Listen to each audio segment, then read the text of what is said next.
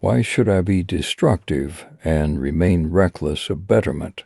Think not of the future, remain occupied in today's problems. Should I hear nightingales' wails and remain completely silent? O companion, am I some flower so that I may remain silent? The strength of my poetry is encouraging to mule be to me.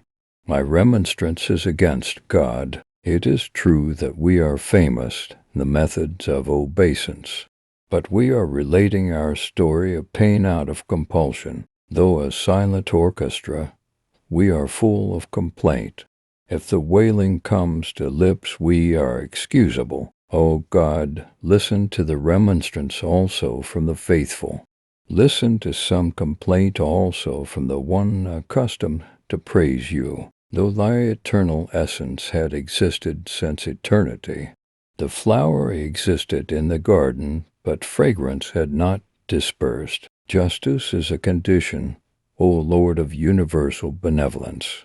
How could flowers' fragrance spread if zephyr did not exist? This problem's solution was the source of satisfaction to us.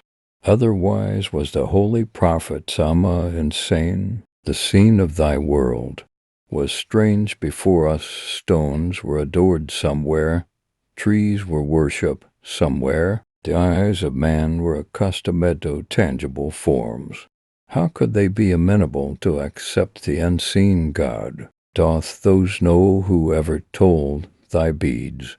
The strength of the Muslim's arm completed thy task. Seljuks too were living here, and the Tiranas also. The Chinese in China, and in Iran the Sasanas also. The Greeks were also living in the same habitation. In the same world whereth Jews, and the Christians also. But who raised the sword in thy name? Who reclaimed the despoiled world in thy name? We alone were the marshals of thy troops. We were fighting now on land and now in the oceans. Sometimes we were calling, had hands in the Europe's cathedral sand, sometimes in the scorching African deserts. We never carried forth grandeur of monarchs. We recited the calamander, the shade of swords. If we lived for the calamities of wars.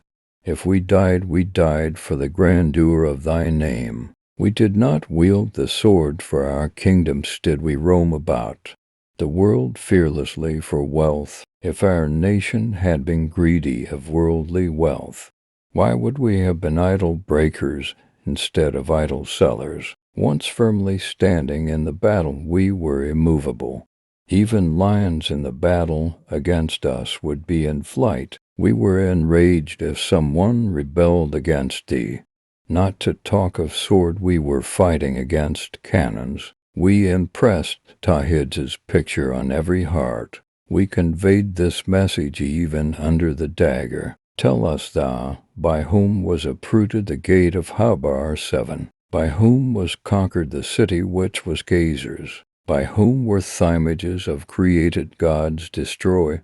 By whom were the armies of infidels slaughtered? Which nation did become thy seeker exclusively, and became embroiled in war's calamities for thee? Whose world-conquering sword did world ruler become? By whose Takbar did thy world enlightened become? Through whose fair idols did perpetually alarm remain? Falling on their faces, saying, Ua halau ahad 10 did remain? If the time of prayer right during the battle fell, Hijaz nation in prostration facing the Kaaba fell. Both Mahmud and Ayaz in the same row stood. None as the slave and none as the master stood. The slave and the master, the poor and the rich all became one. On arrival in thy audience all were reduced to one. We continuously wandered all over the world. We wandered like the wine cup with Tawhid's wine. We wandered with thy message in the mountains, in the deserts, and doth thou know whether we ever returned unsuccessful? What of the deserts? We did not spare even oceans. We galloped our horses in the dark ocean. We effaced falsehood from the earth's surface who freed the human race from bonds of slavery. We filled thy Kaaba with our foreheads. We put thy Quran to our hearts. Still thou complainest that we are lacking fealty. If we are lacking fealty, thou also art not generous. There are other Ammas, among them are sinners also. There are modest people and arrogant ones also. Among them are slothful, indolent as well as clever people. There are also hundreds who are disgusted with thy name. Thy graces descend on the other people's abodes. Lightning strikes only the poor Muslims' abodes. The idols and temples say the Muslims are gone. They are glad that the Kaaba's sentinels are gone. From the world stage the Yuda singers are gone. They with the Quran in their armpits are gone. Infidelity is mocking. Hast thou some feeling or not?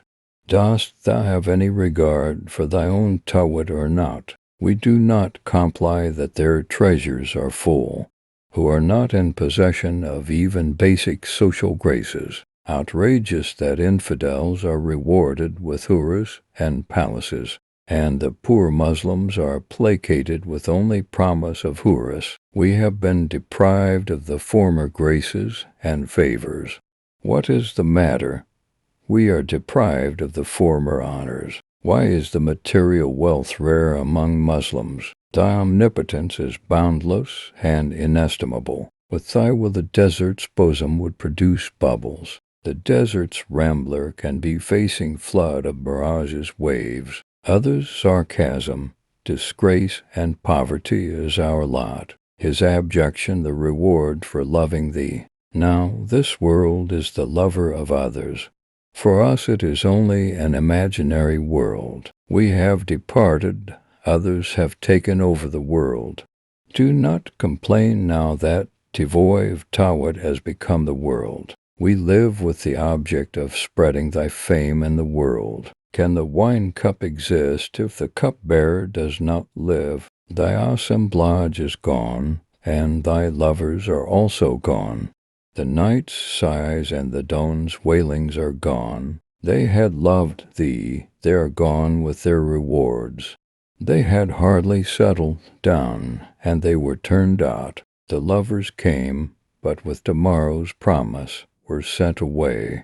Now seek them with thy beautiful faces lamp every way. Layla's pathos is the same, and Quai's bosom is the same. In the Najd's wilderness and mountains the deer's running is the same. The love's heart is the same, the beauty's magic is the same. The Amma of the Holy Prophet is the same, thou art the same. Why then this displeasure without reason is? Why then this displeasure for thy lovers is? Did we forsake thee? Did we forsake the Arabian Holy Prophet? Did we adopt idol sculpture?